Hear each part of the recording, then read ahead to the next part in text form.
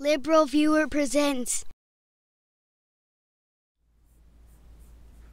So, welcome to the March 18th edition of LiberalViewer Sunday Live Clip Roundup. Thanks for joining me. I've picked out the weekend's 16 best, most newsworthy clips for what should be a really informative, educational, fair use media criticism and political analysis show for y'all tonight. The political comedy sources I'll be starting the show with come from three different shows. There'll be a bonus late night with Seth Meyers clip. That'll be the second clip I'm going to show. But first I'm going to start with Saturday Night Live and their cold open with John Goodman as the fired Rex Tillerson. Also KateMcKinnon will be Jeff Sessions. And that was kind of funny and was all part of the big topic tonight, which is Trump's tantrums. Donald Trump, I don't know whether he's like getting more nervous or more confident, or maybe it's some combination of both, as I will discuss as I get through the different clips. If you want to follow along my clip list here, I put a link down in the video description so you can see the 16 clips that I'm using, and maybe if you can read my notes, although I think I'm going to be switching clip 16 and clip 9. They're like in the wrong order. 9 and 16, I'm calling it audible. Those will be switched. Also, other than the comedy clips, the rest of my the other 12 clips come from the big five corporate outlets of ABC, NBC, CBS, CNN, and Fox News, the so-called corporate media here in the United States. And I already discussed what the topic's going to be, and I've given you a description of the topic down there, but I will also talk about it a little more after I show you the cold open, like I said, from Saturday Night Live. I've edited a few different parts of it together, mostly to focus on the Rex Tillerson part. They did try to talk a little bit about the firing of Andrew McCabe on Friday. That was kind of late-breaking news for Saturday Night Live. I don't think they did that great a job with it, but they got a real star to play one of the roles. Rex Tillerson, no Alec Baldwin for Donald Trump, but they did have John Goodman to play Rex Tillerson on his way out as Secretary of State over in this clip. Tonight, a White House making big moves. FBI Deputy Director Andrew McCabe is out, fired late on Friday, a day before he was able to receive his pension. Here to explain is the man who had to do the firing, Attorney General Jeff Sessions. Hello. Look at me. I still got a job. Sir, can you give us the exact reason McCabe was fired? Well, yes, of course. Mr. McCabe was in clear violation because of his lack of candor. I don't know. I can't even dance around. Trump made me do it. McCabe, he saw too much, you know. Thank you, Mr. Sessions. This week has brought several high-profile firings from the Trump administration, including Secretary of State Rex Tillerson, who joins me now. How you doing?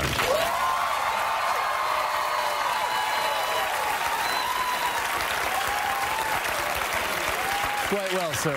Quite well. Now, the way this went down must have been a little embarrassing for you, but you've been pretty gracious about your exit. Oh, yeah. It just wasn't a good fit. But these things happen. Now, it was widely reported that you were fired by a tweet from the president. Well, that's not true. John Kelly called me personally. He said, "Where are you?" I said, "Sir, that's private." He said, "Oh, good. Are you on the toilet? Because I got some news." Are you okay? I'm fine. It's just crazy how one day you're the CEO of Exxon, a $50 billion company, and the next day you get fired by a man who used to sell steaks in the mail.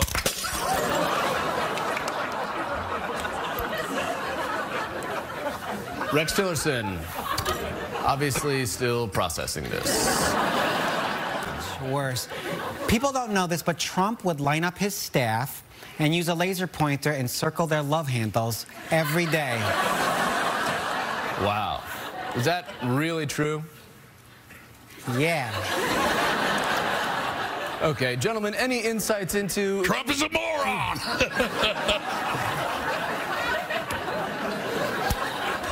Sorry, I just blurted that one out. Feels nice to say what I want. Call Jurassic Park, because the Rexy is loose.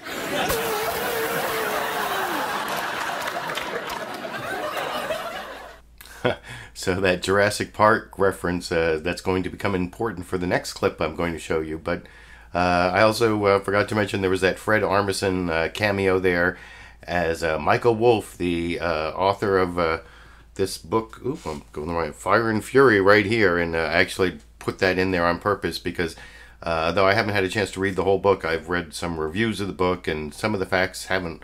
There's a lot of speculation in the book, which is why I thought it was good that it got into the zeitgeist through the Saturday Night Live cold open there with a couple times Fred Armisen doing that thing where, is that true? Yeah. He's not the most disciplined journalist in the terms of the reporting that book, from what I've from what I understand, and I don't know, maybe it shouldn't be right next to my head there, but I may be shuffling the books around a little bit for next week. But I also mentioned that the Rex Tillerson clip at the end where he talks about now being free, he's of course Rex for the T-Rex in Jurassic Park, but there was also a really important Jurassic Park reference in this Seth Meyers clip I want to show you from last Thursday night. I don't normally take clips from Late Night with Seth Meyers, but this happens to be when I got the new laptop and I wanted to test out whether my video capture system was still working, and I saw this joke, and it actually reminds me of one of the things I've been worrying about with Trump, because there's sort of a tension. Is he getting nervous about the Mueller probe, or is he actually gaining new confidence as he figures out, he's president and he can basically do what he wants. He doesn't have to listen to all these people telling him to tone it down, and he can fire those people and bring on people who just agree with him. And that was sort of the topic of a longer segment on Late Night with Seth Meyers, but I took this 30-second clip to talk with you about after we watched together over here. Apparently, Trump's aggressive reshuffling of his team comes from a newfound confidence in his ability to do the job and make choices without the constraints placed on him by advisors. Amid rumors of even more staff departures coming soon, one former White House official told Vanity Fair, the president is finally realizing he is the president. He's just making these decisions on his own. And that is terrifying. That's like in Jurassic Park when the velociraptors figured out how to open doors.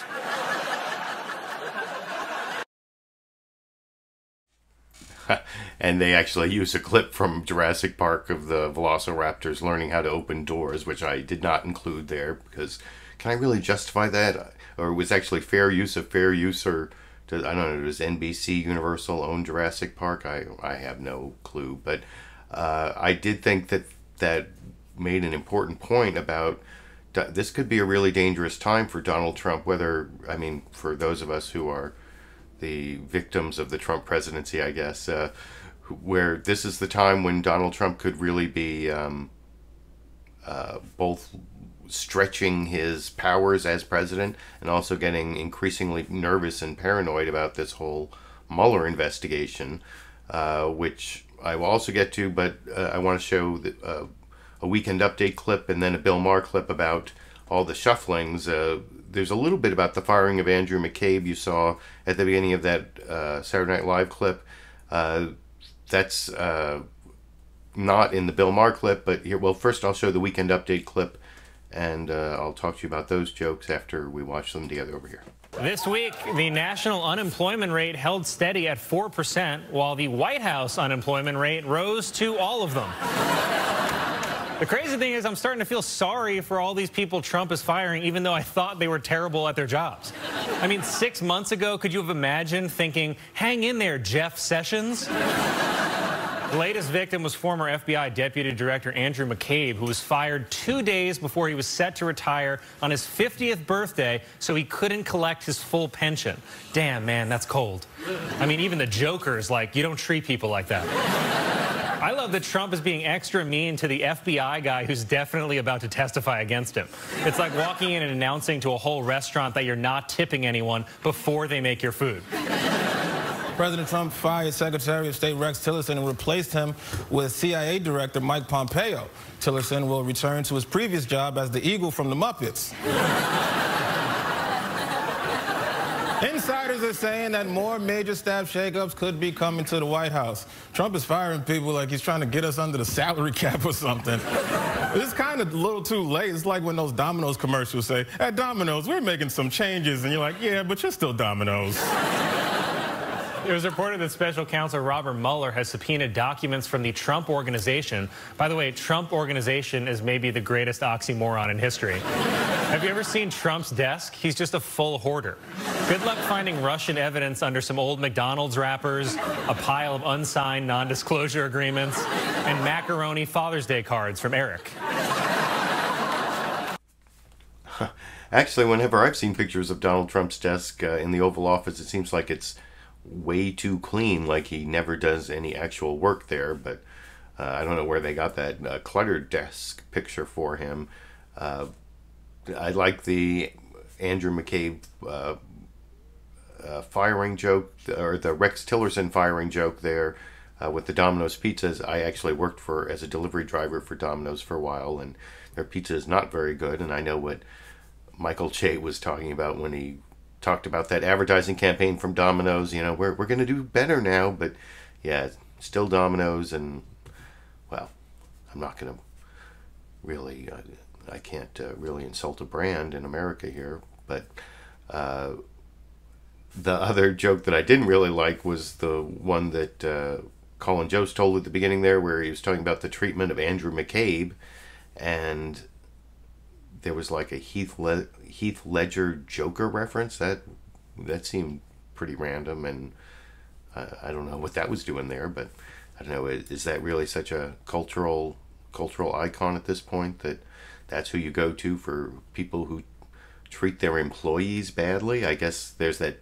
beginning scene where Heath Ledger's Joker like kills off all the other thieves he's working with so he can take all the money at the end. So is that what it's a reference to? That's kind of obscure. You can let me know what you think down in the comment section. And then for my final political comedy clip here, before I get to the actual news summary clips from the big 5 corporate outlets, I want to show some jokes from Real Time with Bill Maher. And this is really just about the staff shakeup and how Donald Trump is like going crazy, I guess, because the firing of Andrew McCabe happened right at the beginning of the show, and it was like when he started talking to the panel, like someone on the panel had heard about it, and so they barely talked about it, and it's not in any of the monologue jokes over here. With Russia, this is the week that Robert Mueller crossed the Rubicon because he subpoenaed Trump's business records. You know, this is the ball game here. You know, because Trump always said this is his red line. You know, don't look at my business records. Well, that's where the whole game is. And I think this has made the president crazier than ever. I mean, the shakeups at the Trump White House and casino have just gone into overdrive. We have a new Secretary of State. You know, Rex Tillerson got the axe on Tuesday. He seemed at peace with it. He said, I've undone all I can undo here.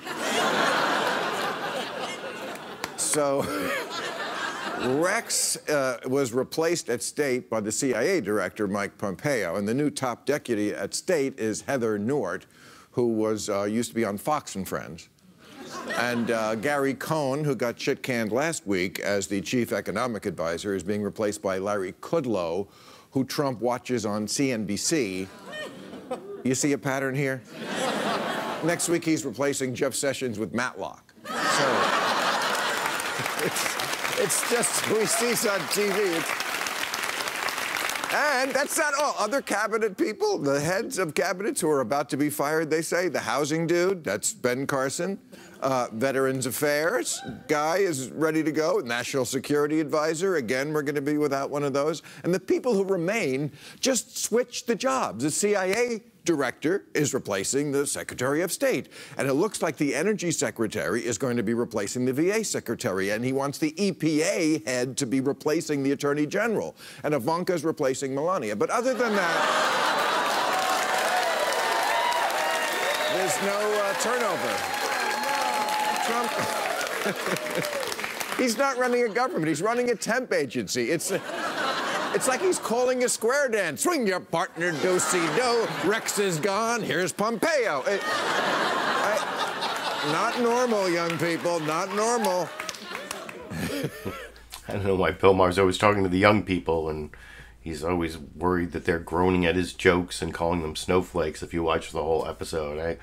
I don't know. I think that Bill Maher's jokes there may have slightly edged out the Weekend Update jokes. I don't know. It's certainly not the Battle of the Titans. I've been thinking of looking at some news sources for political comedy. It's got to be something that's like right up to topical to the weekend, but I'm willing to take suggestions because I'll stick with the Saturday Night Live. It's definitely a cultural icon.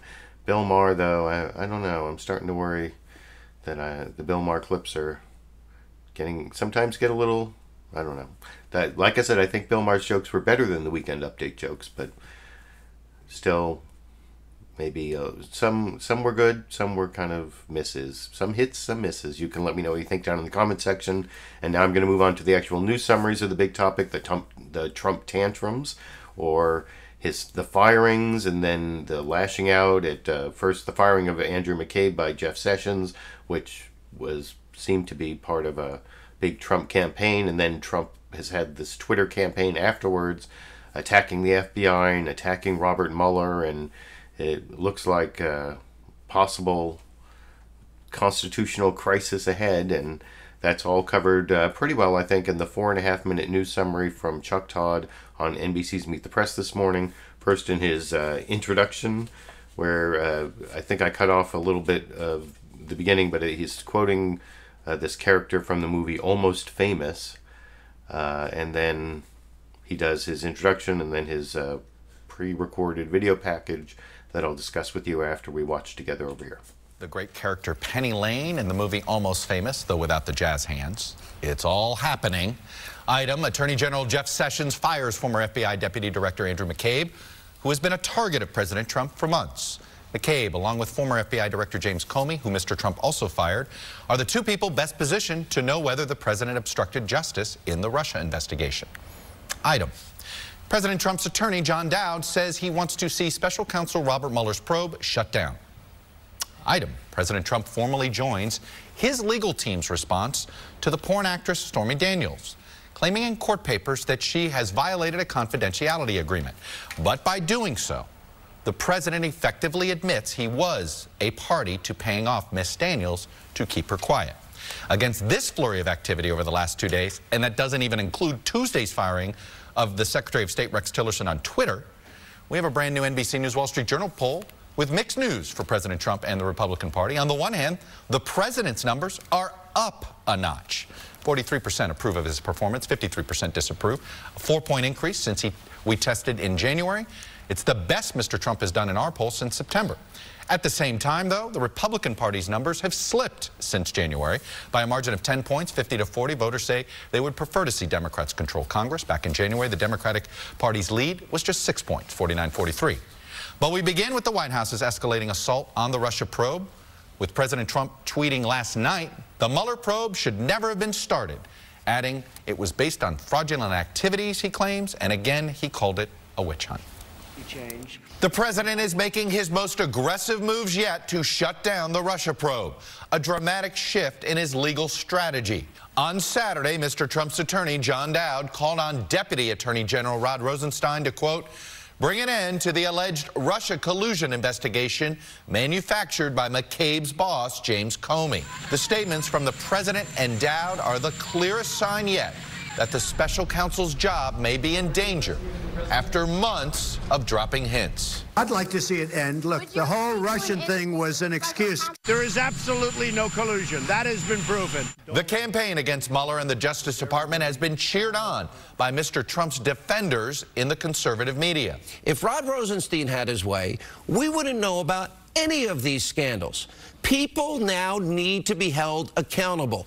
Democrats are hitting back. On Saturday, the Democratic leader of the Senate's Russia investigation, Marc, tweeted, "Every member of Congress, Republican and Democrat, needs to speak up in defense of the special counsel now." I just think this is outrageous. The Department of Justice, the FBI should be independent. Another sign the administration is trying to delegitimize the Russia investigation, the 11th hour firing of former Deputy FBI Director Andrew McCabe on Friday night, just 26 hours before his formal retirement following a recommendation from the FBI. McCabe has been a target of the president for months. He got from 5 to 700,000, whatever the number was. Did you ask got that money for the wife. Yeah, and you know, in Virginia, he has had some very troubling behavior and by most accounts a bad actor. He's also a key witness in the Russia probe. Has there been any curtailment of the FBI's activities in this important investigation since Director Comey was fired? Ma'am, we don't curtail our activities. On Friday, Mr. Trump called McCabe's firing a great day, tweeting, "Sanctimonious James Comey was his boss and made McCabe look like a choir boy. He knew all about the lies and corruption going on at the highest levels of the FBI."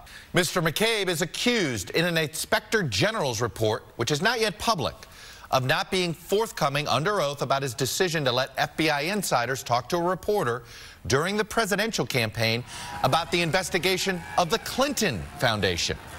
In a statement, McCabe dismissed the charges, quote, "I'm being singled out and treated this way because of the role I played, the actions I took, and the events I witnessed in the aftermath of the firing of James Comey." Joining me now from Miami. And it's actually a lot like the firing of James Comey, because if you remember when James Comey was first fired, there was this memo from Rod Rosenstein, is it Rosenstein or Rosenstein? Rosenstein, Rod Rosenstein, the Deputy Attorney General, who now is overseeing the Mueller probe, Jeff Sessions #2, he wrote this memo saying that James Comey had acted improperly by hurting Hillary Clinton, talking about the investigation into Hillary Clinton during the 2016 campaign, and the Trump administration at first tried to make us all buy the idea that they were firing James Comey because he was biased against Hillary Clinton in the 2016 campaign, which is not why. And then, of course, later Trump admitted, well, it was really the Russia investigation. And that's the same thing. There's this Office of Inspector General report and the Office of Professional Responsibility and the FBI both have issued reports, or not issued reports, but have reports that they're going to issue that nobody's seen. But that's the basis for Jeff Sessions firing Andrew McCabe, is some allegations yet to be seen about Andrew McCabe hurting Hillary Clinton in the 2016 campaign by letting someone on his staff talk to a reporter about the investigation into the Clinton Foundation. It's ridiculous. And also, Jeff Sessions said he would recuse himself from anything having to do with the Clinton email and the Clinton Foundation investigation. So he actually violated his recusal by firing Andrew McCabe, but that's a whole other story. But I'm just waiting. Like in the Comey case, it was within a few days that Trump admitted the truth. It was about Russia, and this seems to be about finding ways to hurt the credibility of witnesses who are going to corroborate Comey and about the Mueller investigation. But you can let me know what you think down in the comment section. And now I'm going to compare that to first the ABC, then the CNN, and then the Fox News. I have 4 of the 5 corporate outlets with their news summaries. This is a little over 2 minutes from ABC's This Week with George Stephanopoulos.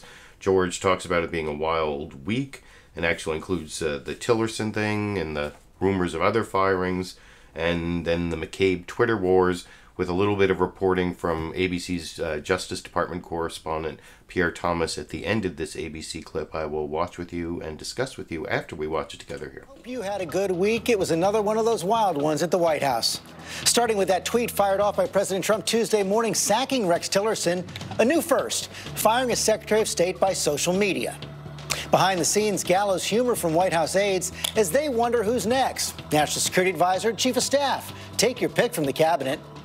But even as John Kelly put those rumors to rest for now on Friday morning, that dramatic firing of Andrew McCabe by Attorney General Sessions made headlines Friday night. The president weighed in just after midnight.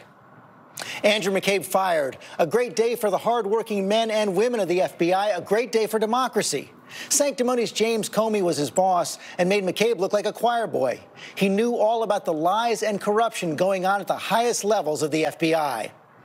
McCabe didn't back down, arguing he's being singled out, quote, because of the role I played, the actions I took, and the events I witnessed in the aftermath of the firing of James Comey. And Comey fired back with a tweet of his own. Mr. President, the American people will hear my story very soon, and they can judge for themselves who is honorable and who is not. And this extraordinary rebuke from a former CIA director, John Brennan. When the full extent of your venality, moral turpitude, and political corruption becomes known, you will take your rightful place as a disgraced demagogue in the dustbin of history. A lot to sort through there. I want to start out with our Chief Justice correspondent, Pierre Thomas. And Pierre, the president did not stop there. Yesterday, another tweet. The first time he mentioned the Mueller probe, he said that the Mueller probe should never have been started based on fraudulent activities and a fake dossier. His lawyer called for Mueller probe to shut down. George, it feels like this is headed for a showdown. President Trump and his lawyer, John Dowd, both used McCabe's firing to suggest a special counsel investigation should be stopped. Meanwhile, we're getting more evidence that the Mueller probe is stepping up its pace and is widening. We learned this week they've subpoenaed information from the Trump organization about any ties to Russia. It seems like this investigation is far from over, but those who support the president clearly want it to end now, George. But on this underlying dispute, the justice... So is that going to be the constitutional crisis? Is there going to be a firing, now that the president and his lawyers calling for the Mueller investigation to end, and it's not going to end anytime soon, and they've crossed the supposed red line of looking into Trump's finances, although that seems to be a logical step in this investigation, as I'll talk about later when I get to some of the specific facts about Trump collusion. That's actually the last clip I'll play before. Oh, I have a 10-second bonus Sandy clip to play at the end too. But before I get to all of that, I have two more news summaries that I promised. The one from CNN State of the Union and the one from Fox News Sunday. Of course, the one from Fox News Sunday treats all these tweets a little bit differently. It treats the Trump tweets non-ironically, with Peter Ducey reading them, but that'll be the clip after next. This next clip is CNN State of the Union, very similar to the last two, but it focuses more on the firing, who's going to get fired next, and that's actually the State of the Union. Jake Tapper always likes to tell us what the State of the Union this week is, and it's waiting to see who's going to be fired next, which I will discuss with you after we watch that 90-second clip together here. Hello, I'm Jake Tapper in Washington, where the State of our Union is waiting to see who might be fired next. It was a week of high-profile firings in Washington that ended with ex-FBI Deputy Director Andrew McCabe getting pushed out after FBI disciplinary officials recommended his firing for leaking and for a lack of candor during its internal investigation. McCabe disputes this and says he was a Trump target after it became clear he would corroborate the testimony of former FBI Director James Comey in the Mueller probe as to whether the president obstructed justice. President Trump has seized on the firing to attack the special counsel's investigation, tweeting late Saturday, quote, "The Mueller probe should never have been started in that there was no collusion and there was no crime," unquote. In another deviation from presidential protocol, President Trump is celebrating McCabe's firing just 2 days before McCabe's scheduled retirement, calling it a good day for democracy. According to a source briefed on the matter, McCabe has already been interviewed by the special counsel's team about the firing of James Comey. McCabe also handed over memos detailing his own conversations with President Trump and what Comey told him about his interactions with the president. In fact, just minutes ago, President Trump pushed back on that, tweeting, quote, "Spent very little time with Andrew McCabe, but he never took notes when he was with me. I don't believe he made memos except to help his own agenda, probably at a later date. Same with lying James Comey. Can we call them fake memos?" unquote. Joining us now to talk about this and much more. Fake memos. It's all the memos that these lawyers have been writing, memorializing the crazy stuff that Trump did, obstructing justice. Those are now going to be the fake memos, and I think we're getting into a pretty dangerous time in terms of a constitutional crisis. Luckily, I have my Constitution right here. Do you have your Constitution? I sent out some more Constitutions this week to my patrons who, on Patreon, who pledge $10 or more a month. They not only get the ACLU Constitution, they also get this LiberalViewer weatherproof vinyl sticker that I also give to the people who pledge at $5 a month or more. So I wanted to mention that, as long as we're talking about constitutional crises. And you saw that Jake Tapper there read the tweets. Those tweets were in all of the last 3 news summaries, but they weren't read the same way that you're going to hear Peter Doocy read them on Fox News Sunday after a little introduction from Chris Wallace. All of those, there seemed to be a little tinge of irony, like, or at least skepticism when reading some of the accusations from the president. Peter Doocy, completely non-ironic reading of the Trump tweets attacking Robert Mueller and the investigation, and it's a whole different tone. I think you will agree with me after we watch that 2.5-minute Fox News Sunday clip together over here. News in Washington. We begin with a call from President Trump's personal lawyer to end Robert Mueller's Russia investigation. That just after former FBI Deputy Director Andrew McCabe was fired.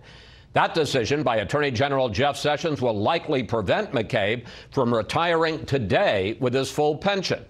McCabe says this is all part of the Trump administration's war on the FBI and an effort to undermine the special counsel investigation of the president. We'll get reaction this hour from Republican Congressman Trey Gowdy and Democratic Senator Dick Durbin. But first, to correspondent Peter Doocy with the latest from the White House. Peter. Chris, we now know that the fired Deputy FBI Director Andy McCabe wrote memos that have now been given to the Special Counsel Robert Mueller about his private conversations with President Trump, who he blames for a termination that jeopardizes his pension. That's even though the FBI's own disciplinary office recommended McCabe's firing because he made an unauthorized disclosure to a reporter and then lied about it. McCabe says this, quote, "Here's the reality. I am being singled out and treated this way because of the role I played, the actions I took, and the events I witnessed in the aftermath of the firing of James Comey." Well, President Trump just tweeted back about that. He says this, "Spent very little time with Andrew McCabe, but he never took notes when he was with me. I don't believe he made memos except to help his own agenda, probably at a later date. Same with lying James Comey. Can we call them fake memos?" Well, an outraged personal attorney for President Trump, John Dowd, sees an opening. He says this, quote, "I pray that Acting Attorney General Rosenstein will follow the brilliant and courageous example of the FBI Office of Professional Responsibility and Attorney General Jeff Sessions and bring an end to alleged Russia collusion investigation manufactured by McCabe's boss James Comey based upon a fraudulent and corrupt dossier. Just end it on the merits in light of recent revelations." That statement got the Senate Minority Leader Chuck Schumer's attention. He says this, "The president, the administration, and his legal team must not take any steps to curtail, interfere with, or end the special counsel's investigation, or there will be severe consequences from both Democrats and Republicans." And that is as the Republicans on the House Intel Committee shut down their probe into Russian interference in the 2016 election after finding no evidence of collusion between Moscow and the Trump campaign. Chris? Peter Doocy reporting from the White House. Peter. So what do you think? Was that an accurate portrayal of Peter Doocy's reading of the tweets? Is he much more credulous than any of the other anchors when it comes to taking the Trump position on the Mueller probe and Andrew McCabe? I think at the beginning of that clip, he even at the beginning of Peter Doocy's part of that clip, he even said that Andrew McCabe lied to investigators, while actually Jeff Sessions' characterization of the Inspector General report was that he was less than, or not full candor, or less than candid. I think it was not full candor. And that's the interpretation of Jeff Sessions, who has his own motives and biases. It kind of reminds me of the Nunes memo, the way they put a spin on what was in the FISA court application warrants. Maybe this OIG report's going to say something different, and then, of course, Andrew McCabe has his side to it. But I think Fox News, you have to agree with me, had a very different tone and take on this whole fight between Donald Trump and the FBI and the Justice Department and the Special Counsel.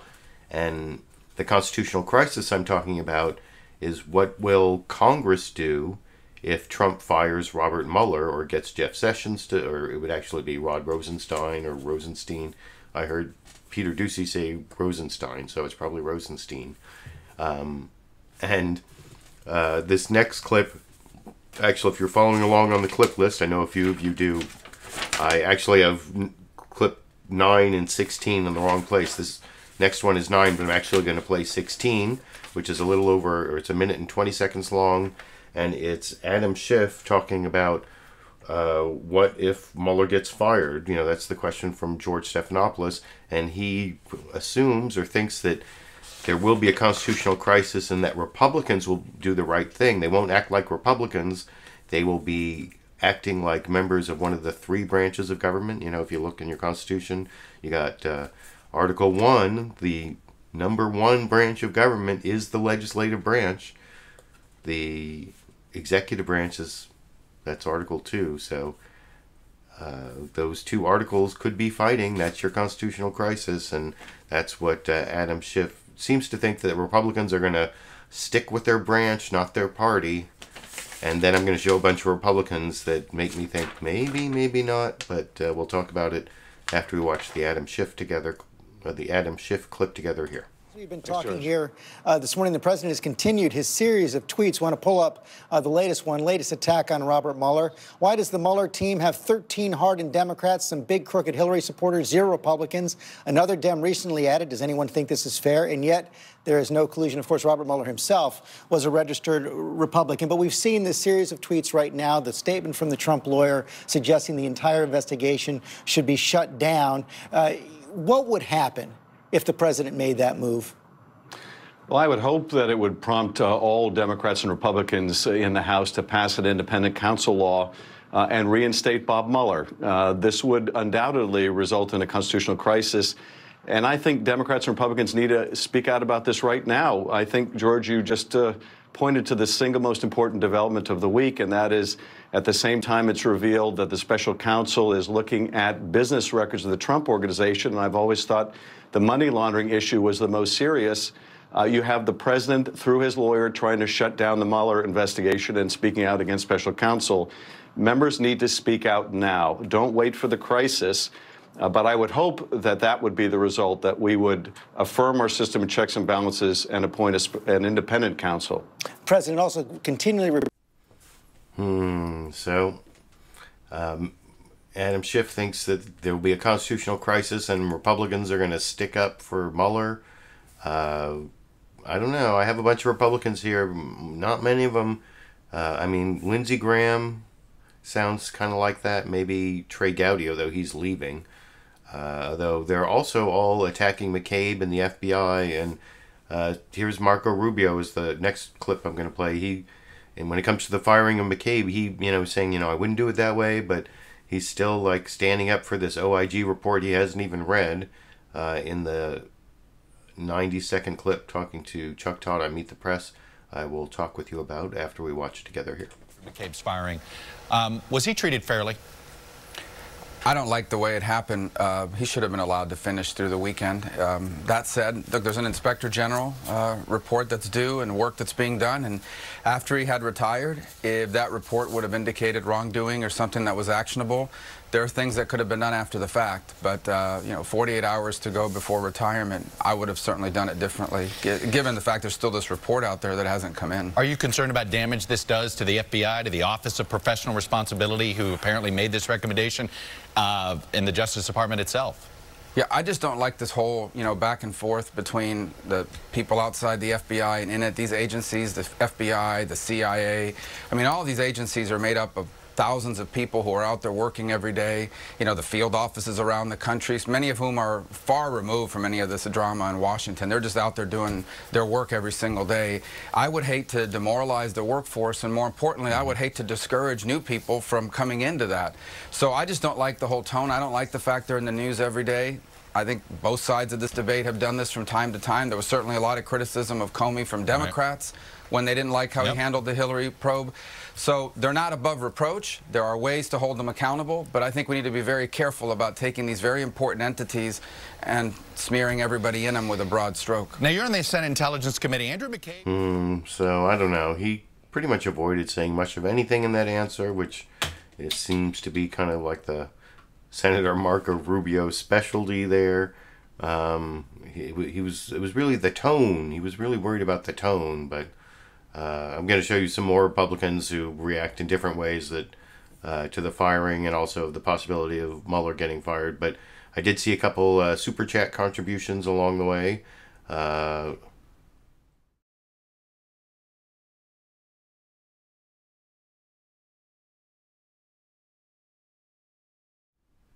Thank you, GWolf33 and Sexy Bob, and happy birthday, GWolf33. I appreciate you spending your birthday with my clip roundup. And like I said, I'm going to move on to some other Republicans. And the next one is Senator Rand Paul. And you got to expect Rand Paul's going to come up with some weird libertarian reason why he is not going to rise up and stop the firing of Robert Mueller. Because he doesn't like special counsels, but he still thinks there has to be a way to keep the FBI and the CIA and the surveillance state accountable, and he goes into his own issues, which is something Rand Paul he knows about certain issues, and if you ask him about something that he doesn't really want to talk about, he sort of slides into the issue that he does know about, and that's I think he was on a couple different shows, and this is Rand Paul over on CNN State of the Union, and I'm not going to show you the part where Rand Paul does something that I actually think is really worthwhile. He's opposing both Mike Pompeo as Secretary of State and then the new CIA director for being involved with torture, waterboarding, and then destroying the video evidence of the torture. So you'll see at the very beginning of the CNN State of the Union clip, Jake Tapper talks about that. I'm not going to show the questioning about that, but if you want to watch the entire CNN State of the Union interview, it's down at a link in the video description. And here's the 3 minutes I have from that interview where, like I said, you'll hear Rand Paul give his weird libertarian reason why he's not going to stop Trump from firing Robert Mueller. Over here. Welcome back to State of the Union. I'm Jake Tapper. President Trump says he is getting close to getting the cabinet he wants. One Republican senator's response, not so fast. Senator Rand Paul of Kentucky says he will oppose President Trump's pick for Secretary of State, Mike Pompeo, and his choice for CIA Director, Gina Haspel. In a blistering op-ed, Senator Paul wrote, quote, "This issue is much bigger than a simple disagreement over policy and far more consequential. These are dangerous appointments," unquote. With such a slim Republican majority in the Senate and with John McCain at home in Arizona battling cancer, Paul's opposition means President Trump might need Democratic support to move his picks through Congress. And Senator Rand Paul of Kentucky is joining us now. Senator, I want to talk about your opposition to President Trump's nominees in one sec, but first, the news that former FBI Director Andrew McCabe has been fired. The president and his lawyer are both using this as an opportunity to talk about why they think the Mueller investigation should be ended immediately. What would your response be if President Trump ordered the firing of Mueller? Well, I've said all along I don't like special prosecutors. I think they have too much power and too much power to go far afield of the question. I do think, though, that we have a real problem in that the FBI and our intelligence agencies have become politicized. And even our founding fathers recognized that bias would be a real problem. Madison said that men are not angels. And that's why what I've been advocating is a bigger reform to a bigger question. And that is that nobody should be left to their own devices. McCabe, Peter Strzok, Lisa Page, they shouldn't be allowed to search databases on Americans without first asking a judge. So this goes to a real reform question, not just the politics of the day, but a reform question. Should individual agents who may be biased against President Trump or may maybe biased against Hillary Clinton, frankly. Should they be able to use the apparatus, this powerful apparatus, to politicize the process? And this is a real problem. I think James Comey started this when he went after Hillary Clinton, frankly, and now it's turned its head, and now they're going against Trump. Really, the FBI needs to stay out of political affairs. Do we want to be a banana republic where every time someone leaves office, we're prosecuting the people who left office? I think it's a terrible thing, and it's really hurt the FBI, and I think it started with James Comey, frankly. Those are all cogent points, but just quickly, would it bother you if the president ordered the firing of Mueller? You know, I wouldn't advocate it, but I would have never advocated for the appointment of a special prosecutor. And people asked me recently, should there be one for McCabe and Peter Strzok and Lisa Page? And I've said no, because I think what we've discovered is, first when they went after Bill Clinton, now when they've gone after President Trump, that the prosecutor has too much power to do whatever they want, and they're looking at people's tax returns from 20 years ago.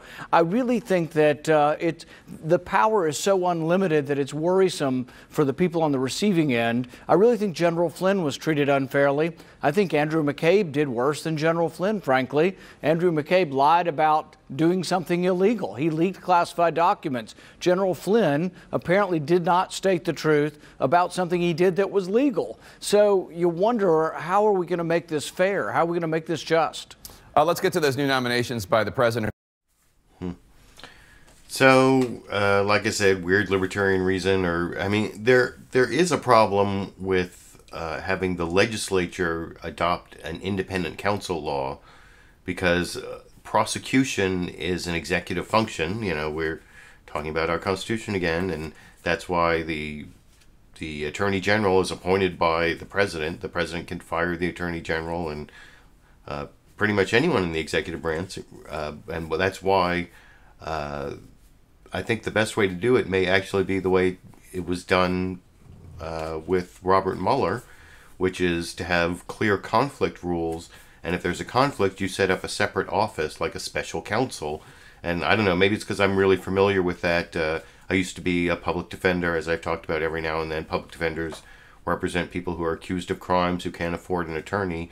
And of course, there are all sorts of like extra rules when there are conflicts.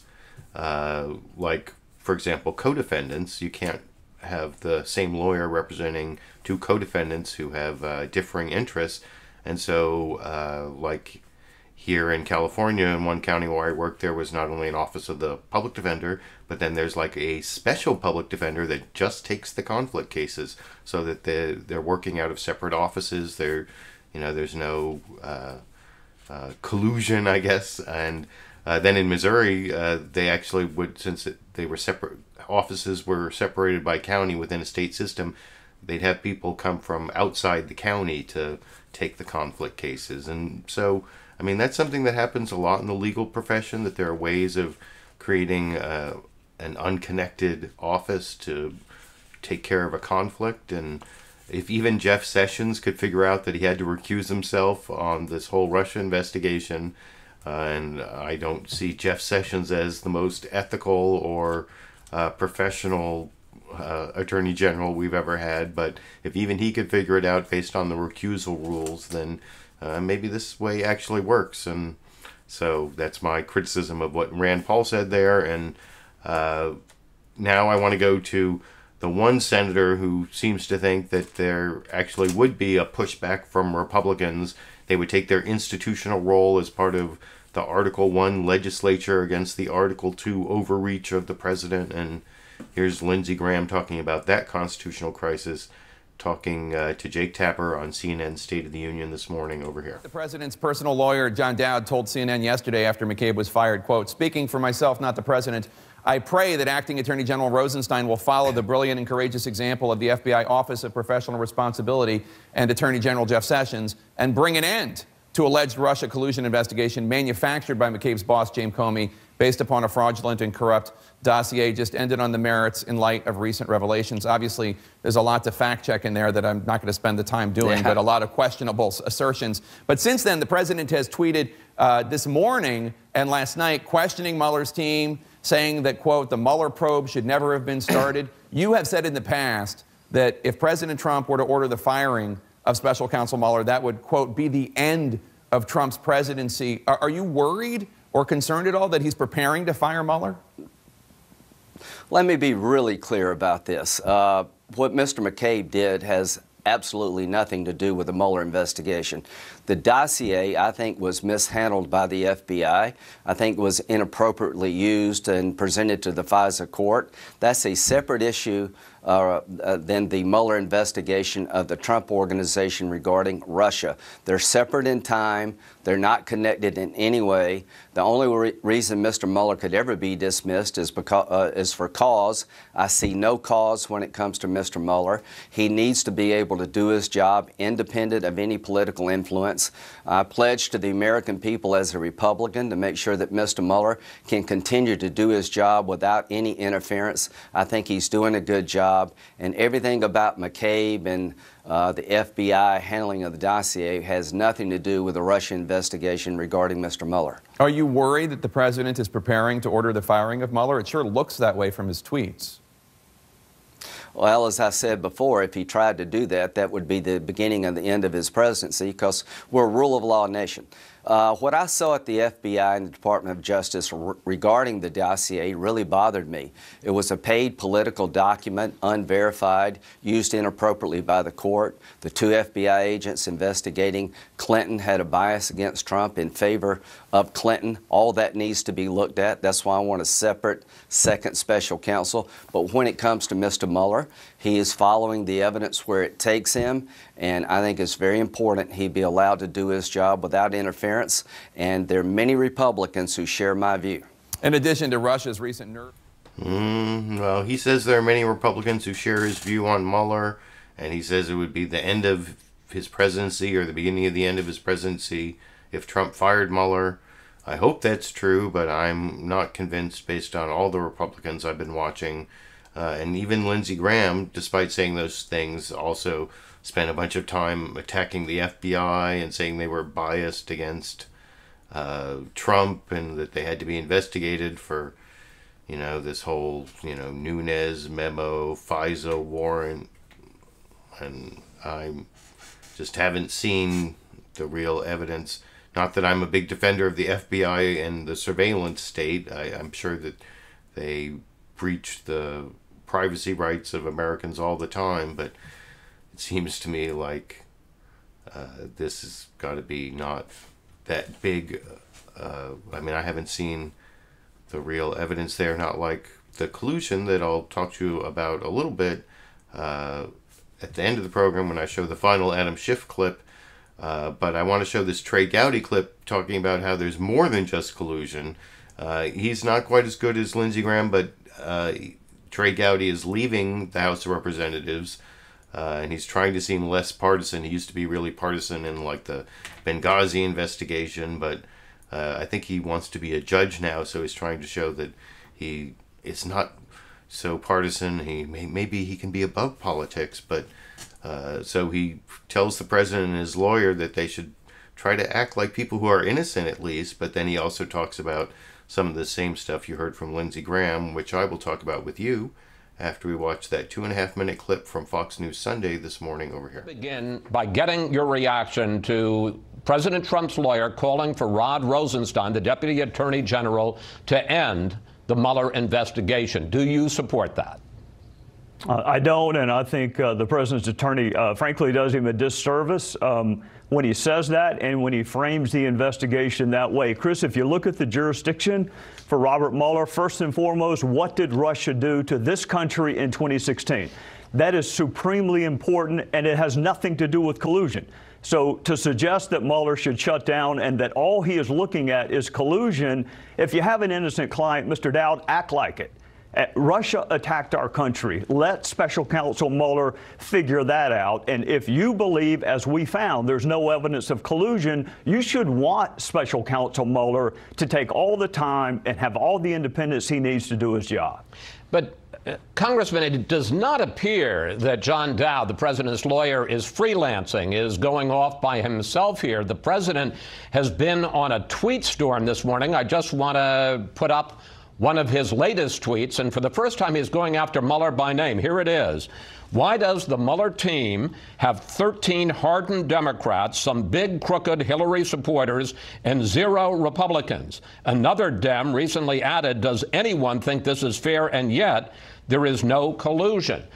Questions are, do you think that the gloves are off, that the president and his legal team are now moving against the Mueller investigation? And if they go from tweets to actual effort, actual actions to try to stop the Mueller investigation, what will you and other top Republicans in Congress do? Well, I hope that's not what's happening. I mean, this is the same Bob Mueller that just indicted, what, a dozen Russians for interfering with our election in 2016. My advice to the president is the same thing I just told his lawyer. Give Bob Mueller the time, the independence, and the resources to do the very job. Keep in mind, Chris, he didn't volunteer for this. He didn't start waving his hand and say, hey, picked me.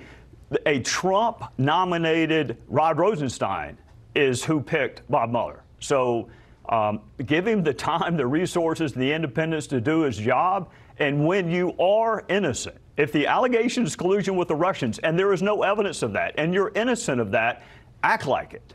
But if I may, sir, again. So yeah, even Trey Gowdy, the partisan Republican, telling Trump and his lawyer to act like they're innocent because they're not really acting that innocent. I pretty much critiqued that clip before I showed it, but you can let me know what you think down in the comments section. And before I get to that Adam Schiff clip talking about collusion, because you heard Trey Gowdy say there, there's more than just collusion. There's, what Russia did to us that Mueller has to investigate.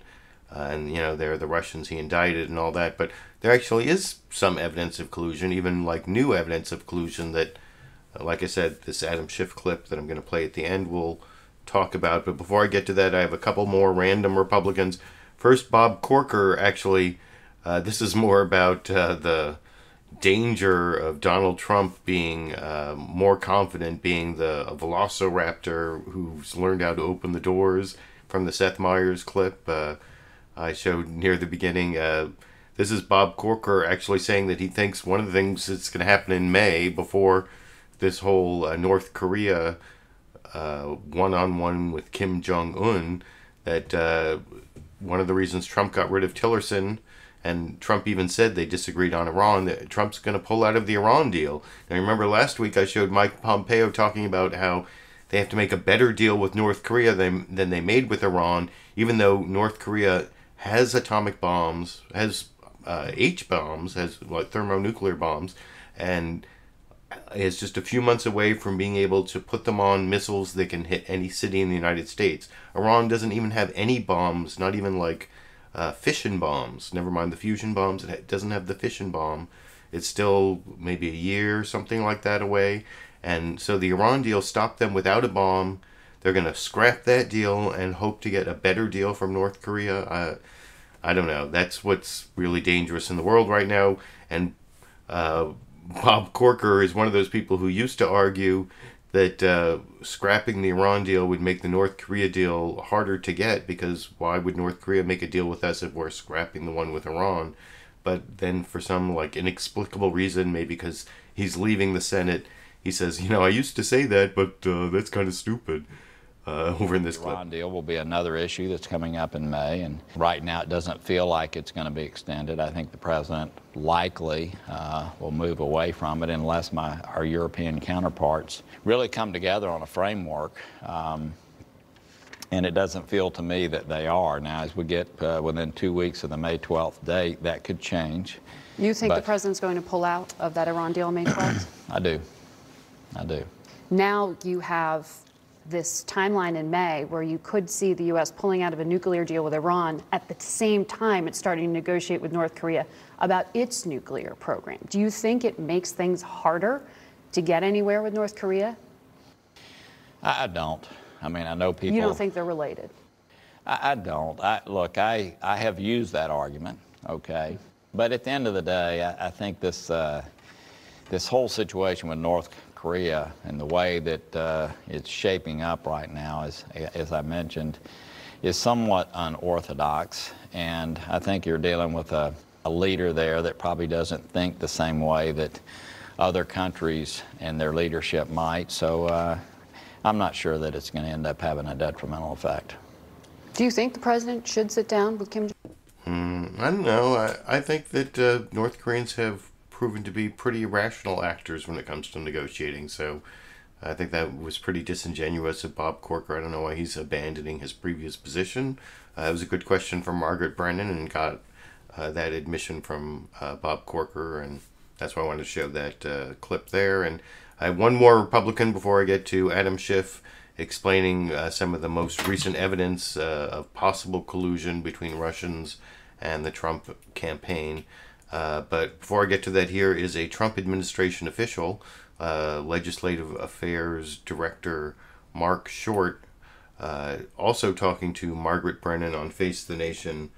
And this is, I guess, the greatest or the strongest contradiction to what Adam Schiff said in the clip I showed earlier, that, you know, Republicans are going to join Democrats in pushing back. And you heard that from a couple of these Republicans, Lindsey Graham, Trey, Gowdy, say that they thought Republicans would stick up for their, you know, their constitutional role, push, you know, as the Article 1 pushing back against the Article 2. And according to Marc Short, he's not hearing that from Republicans, which I will talk about with you after we watch that clip here. On nominations too, but I want to ask you about the place you work every day. Senator Jeff Flake said Republicans should come out against the president if he starts attacking Robert Mueller, that is a red line. The president's had a lot to say about the special counsel this morning. Are you hearing outcry from Republicans? I've not heard a lot of outcry from Republicans, and all due respect to Jeff Flake, I'm not sure, as far as him representing the Republican Party, couldn't get reelected in his own state today. So the reality is, do you think Republicans are okay with the kind of messages the president is sending this morning? I don't think that the president or anybody right now in our White House is suggesting not cooperating in any way with the Mueller investigation. We've cooperated in every single way. Naturally, the president's attorney called for an end to everyone in the White House has cooperated on this, and what I said is that we have cooperated in every single way, every single paper they've asked for, every single interview.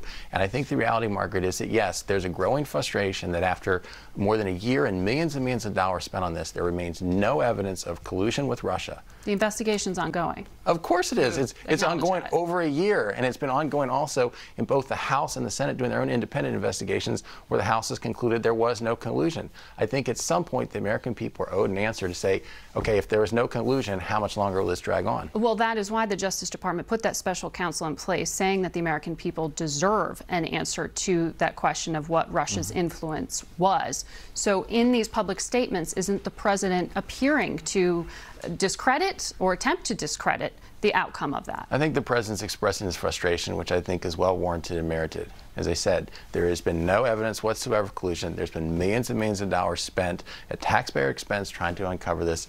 And the reality is that there's two separate issues here. One is Russia interference, Margaret. And if you look at Russia interference, this administration has imposed sanctions. This administration has helped to arm Ukraine with defensive weapons to protect it against Russian aggression. This administration partnered with NATO condemning the most recent murders in Britain by Russia. Right. The president hasn't tweeted about those things today, the previous administration, Ukraine. Well, the previous Obama administration did absolutely nothing as far as combating interference in the elections. So this administration has taken action. As it relates to collusion, there is none.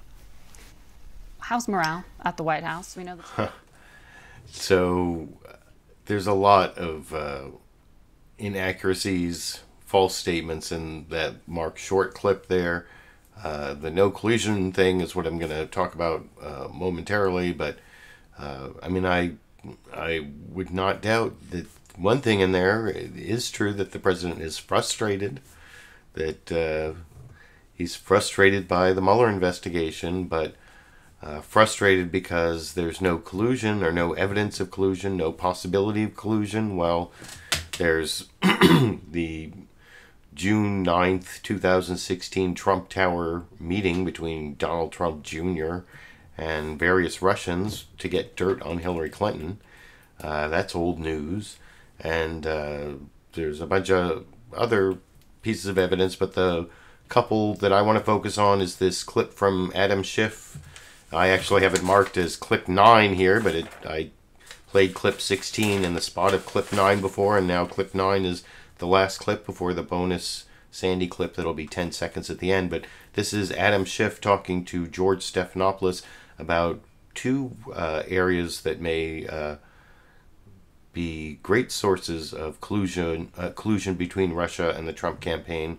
The first one is the Cambridge Analytica connection, and there's breaking news on that this last week about how they got millions and millions of Facebook users' private information to use to target them for basically fake news during the Trump campaign.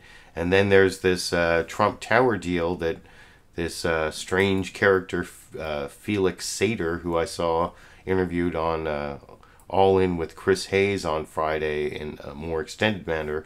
There's a quick clip from him, also from an interview he did with George Stephanopoulos about how he tried to get this Trump Tower deal with Putin and Putin's Russia during the Trump campaign, and said that it could get Trump elected president in an email that looked pretty damning. But anyway, I'll talk about all of that with you after you watch this final before the bonus Sandy clip, 3 minutes long from ABC's This Week with George Stephanopoulos over here. Much work on another story that broke late this week, the fact that the president's voter targeting firm Cambridge Analytica improperly took private information from 50 million Facebook users. What does this say to you? What questions need to be answered there? Well, and again, this is in our status report. One of the issues that we pointed out was premature for the Republicans to shut us down because we had only brought in Alexander Nixon. Even then, it was by a video conference at the GOP insistence. We need to find out what we can about the misappropriation of the private information of tens of millions of Americans. That misappropriated information used by this digital arm of the Trump campaign to manipulate American voters. And, of course, the links between Cambridge Analytica and Julian Assange. We know Nix reached out to Assange to try to acquire stolen Clinton emails. The links between this Russian researcher and Cambridge Analytica, and the links between Russian Analytica and a Russian oil company, Lukoil, that wanted information about reaching American voters.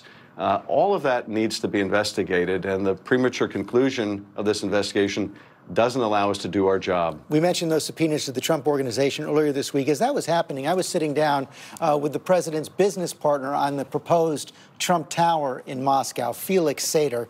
He revealed to me that they were seeking financing from Russian banks. And then I went on to ask him if it was appropriate for a presidential candidate to be pursuing a deal like that while he was running for president. Here's what he said. I can't answer that. I can only answer in the following way. A beautiful building could have been built, and maybe even improved goodwill relations between the countries because of it. I didn't see any downside.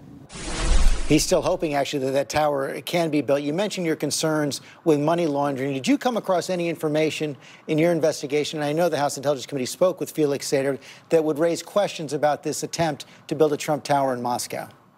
Well, you know, the two big red flags on that attempt are the indications that they were trying to seek financing from a Russian-sanctioned bank, a bank that was sanctioned by U.S.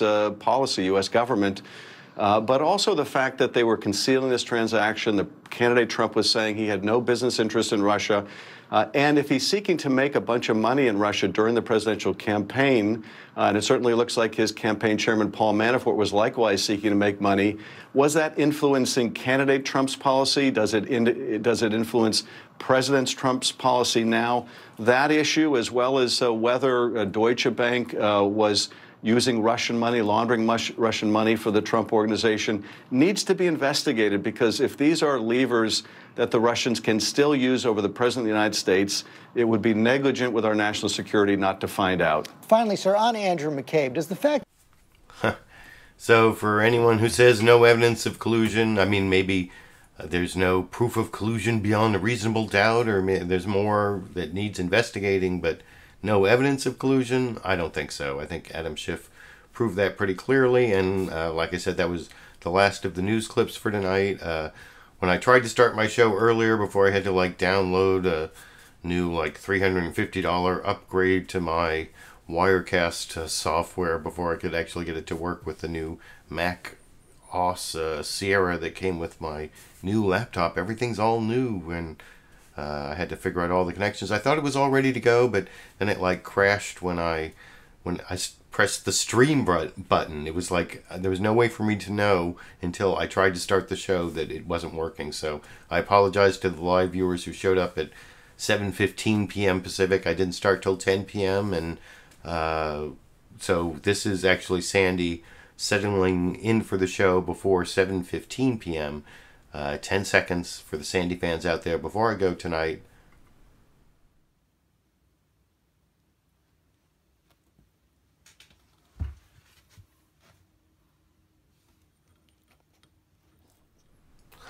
Yes, Sandy's such a good puppy, and I appreciate those of you who showed up to watch the live show, and I believe your live comments are playable for the people who watch the recorded show. If you are a recorded viewer and you can't give me a super chat contribution, but you can still give me a direct contribution on PayPal at a link I put down in the video description, paypal.me/LiberalViewer. Also, there's a link down there to my Patreon account where you become one of my patrons at $5 a month and you get one of these stickers, or $10 a month and you get a sticker and a ACLU Constitution. On request, I will actually put an inscription of your favorite phrase from the Constitution here. Also on request, I will send this Constitution to Donald Trump at 1600 Pennsylvania Avenue. You have to request that when you sign up, but otherwise it just goes to the address you give me. And anyway, I hope you appreciated the clips I picked out. If you did, give me a supportive comment, give me a thumbs up down there, even if you can't afford to subscribe or super chat or PayPal me or whatever I need these days because of the bad ad revenue from YouTube. Then that's gonna keep me coming back, and I will be back next week, and hopefully all the technical glitches are fixed, because I got the show to work this week and I have all the new hardware, and so next week it should be at a more reasonable hour without any delays, and maybe I'll even have time to make some sort of edited, produced video, although this is actually a pretty busy week. I have several ACLU things going on this week, so probably won't be till next week, next Sunday, and until next Sunday, I guess I will be seeing all of you around the internet.